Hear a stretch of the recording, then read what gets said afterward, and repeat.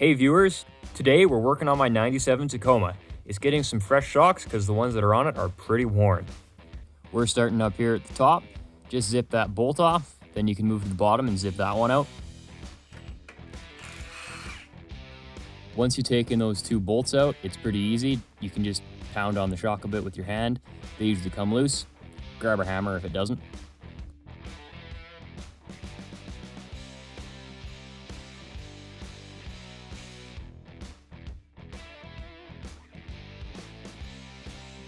Installation's easy. There's only two bolts. Just slide one end of the shock on, compress it a bit, and then put your bolts in and torque them down.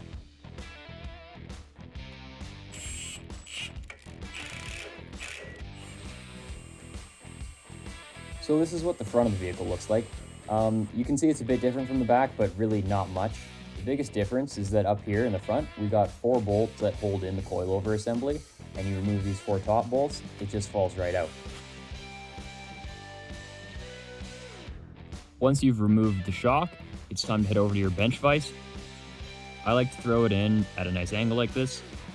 Gives you a good angle to work on, plus you can stand behind it so that if one of your straps breaks, it's going to shoot away from you instead of in your face.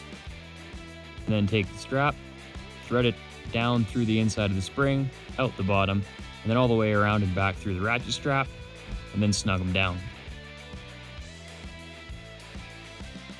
Repeat for the other side.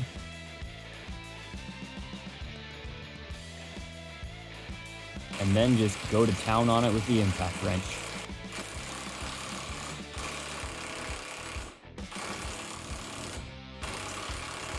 Well, I think we're gonna have to torque this one because the impact wrench, although it moved it, didn't quite get her off. The point of using the blowtorch on this is to heat up the outside nut so that it gets a little bit bigger, thereby breaking any sort of corrosion that might be hanging it up on the threads.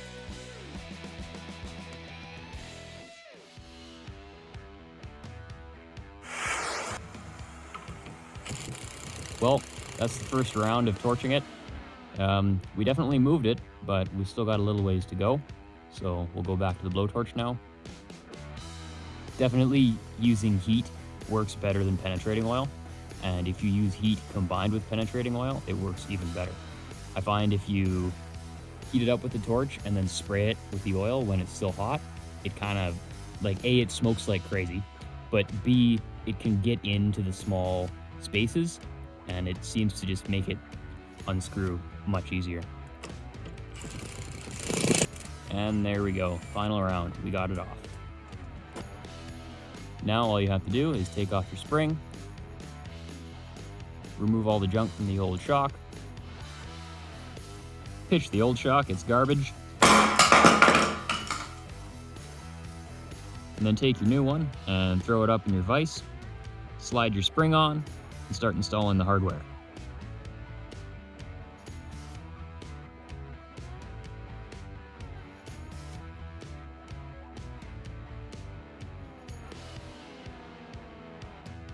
There's not quite enough clearance for that bolt to grab. This is where the ratchet straps come in. They've probably expanded a bit from when you put them on initially, but that's okay. They weren't really supporting the weight of the spring when you put them on. That was the job of the bolt that you hadn't removed, right?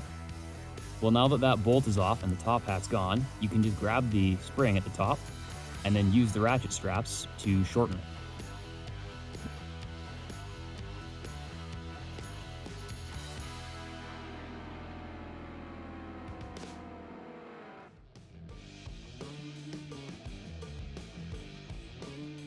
When you get to the top hat, be sure to pay attention to the indentations in the plastic.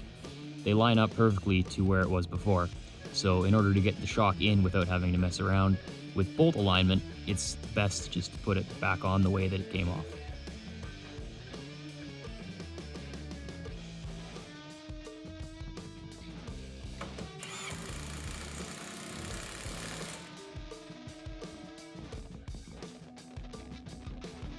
Now head back over to the truck and install it.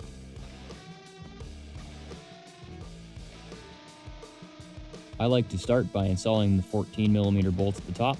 They kind of hold it steady while you work.